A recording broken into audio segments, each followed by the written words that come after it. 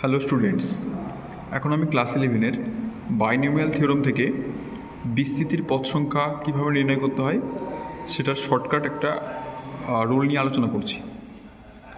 তো এই ধরনের পদ সংখ্যার ক্ষেত্রে আমরা ন্যাচারাল ক্ষেত্রে জানি যে যখন a প্লাস বির হোল স্কোয়ার করি তখন আমরা ফর্মুলা অনুযায়ী কী করতাম, a square plus 2ab plus b square.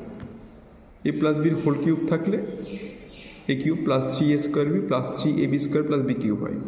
অর্থাৎ যখন দুটো টার্ম থাকে পাওয়ারে 2 বা 3 যাই থাকুক না কেন, আমরা এখানে যা থাকে তার সঙ্গে 1 যোগ করে দিই। যেমন এখানে 2 আছে, পদ সংখ্যা হয় 3টে, মাথায় 3 থাকলে পদ সংখ্যা হবে 4টে। কিন্তু এটা তখনই অ্যাপ্লিকেবল যখন এটা দুটো পদ থাকবে বা দুটো টার্ম থাকবে।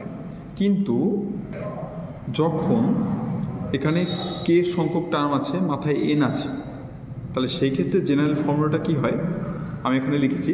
The general formula for the number of terms in the expansion of a1 plus a2 plus dot dot up to ak whole to the power n is given by n plus k minus 1 c k minus 1। এখানে c for combination, আমরা যে permutation combination শিখেছি সেই combination. এটা formula তো তোমরা জানো যে এনসিআর করলে যেটা হয় আর কি, এনসিআর করলে কি হয়, n factorial by r factorial into n minus r whole factorial. তো এটা অ্যাপ্লিকেশন করেছি এবং এটা এসছে। তাহলে এই অনুকরণে দুটো এক্সাম্পল দেখা যাক।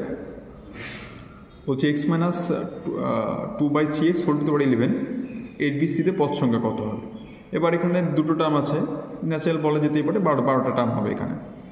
কিন্তু এটা সূত্রের সাহায্যে কীভাবে করা হয়েছে দেখে নাও।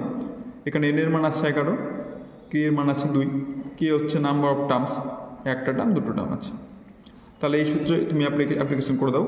তাহলে 11 প্লাস 2 মাইনাস 1 c, এখানে ছিল এইটা k মাইনাস 1, তাহলে 2 মাইনাস 1, এটা ক্যালকুলেশন করে পেলাম 12c1 মানে 12 হবে। একইভাবে a plus b plus c whole to 12 আছে, এর পদ সংখ্যা কত হবে।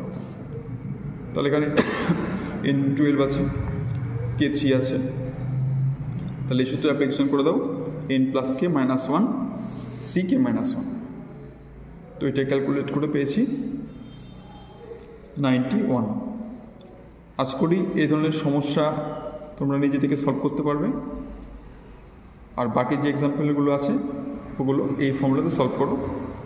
ওকে, থ্যাংকস ফর ওয়াচিং।